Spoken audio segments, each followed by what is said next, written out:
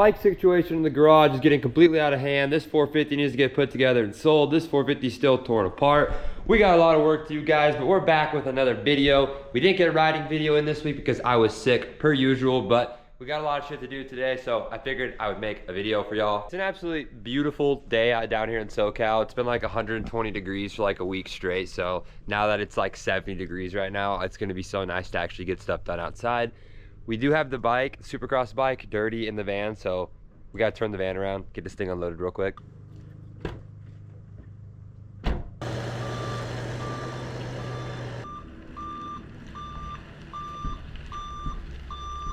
We got that thing about as straight as James Charles backed in there, but looks good, so let's get the bike unloaded, grab a spray washer, and get to work. Hopefully the bike didn't fall over, it's still good.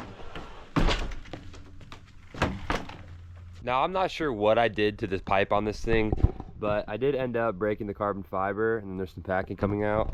I want to say when I had it tied it down in there, it bounced against the wall, so that's my fault. Now, this graphics kit with everyone's name on it who supported me for Washougal is awesome, and I love this kit. But I want to say it's definitely time for a new graphics kit. If you guys have any ideas, drop them below. I think I just want to go for like a pretty professional style look. Do we keep it all white? Do we go black?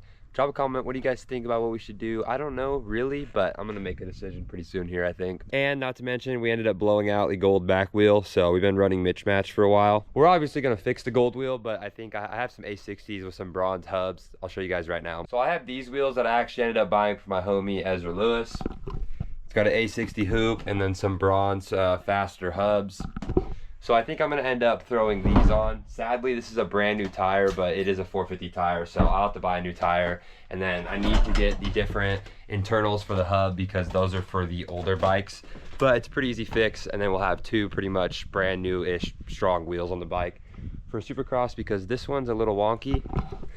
It's got a bit of a wobble to it, so if we can eliminate the wobble, to be awesome. 27.8. So 250 almost has 30 hours on it. That means we have about 18 hours on the piston, so we're gonna have to be putting a new piston in this thing very shortly here. We're gonna get this bike washed up real quick. We got our spray washer hooked up, so I'm not gonna film it all because you guys will see me wash a billion bikes, I think. That's all I ever film. Bike's in the garage now, it's all cleaned up. We got the beautiful artwork on the wall. We've been working on cleaning the garage out. It's slowly getting better. I wouldn't say it's perfect, obviously. We still have a lot of work to do, but this whole side's cleaned out. We got some outdoor suspension right here that we got from Factory Connection. The reason I don't have the A kit done for Supercross, which a lot of people are wondering, is because that stuff is for AZ Open, which I'll be racing to get some outdoor points. So I figured there's no point in getting rid of that and trying to figure out suspension in 2 months. That's why we're riding air forks. Supercross prep on a bike is a lot more intense than an outdoor prep, and a lot of people want to see that. So let's grab my toolbox, and I'm going to show you guys everything that I go through. It gets heavier every time. Can't forget our spoke wrench. This is like the Torque spoke wrench. It's really nice and easy to use. This is the Torque spoke wrench. I do recommend getting one of these. It comes with like all the different heads, so whatever kind of spoke you have, it will fit, and just make sure your spokes are not over tightened because you can break them. Obviously, riding Supercross, you're gonna case stuff more and your wheels take a beating. So pretty much every single time I come in from the track, I'm doing this tedious process and I'm checking every single spoke on the bike because spokes break a lot.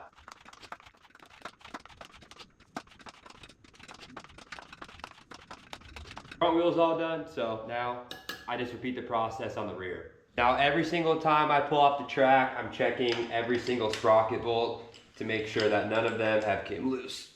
I also check my counter sprocket bolt. I just didn't film it. Now if you own any of these Austrian bikes, I do recommend checking these bolts on your clutch because they will come loose and then it'll leak oil from the bottom. Sounds stupid, but I have had it happen before. I don't know why they come loose, but I've had factory mechanics tell me they do as well, so make sure to check those bolts. I already checked the front.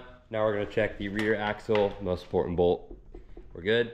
Now we're gonna check our shock and linkage bolts. Obviously your rear shock's one of the most dangerous parts of your bike. If your linkage comes off, you're fucked.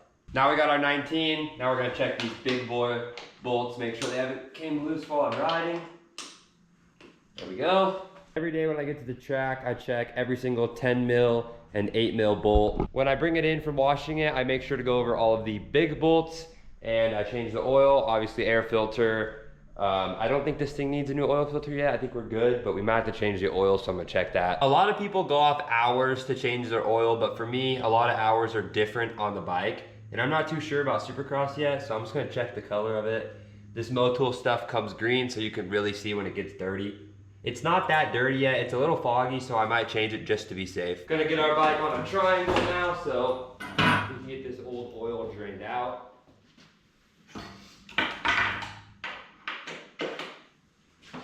I got my little oil pan hidden under this bench right here. You guys can see the green oil, it's already in there.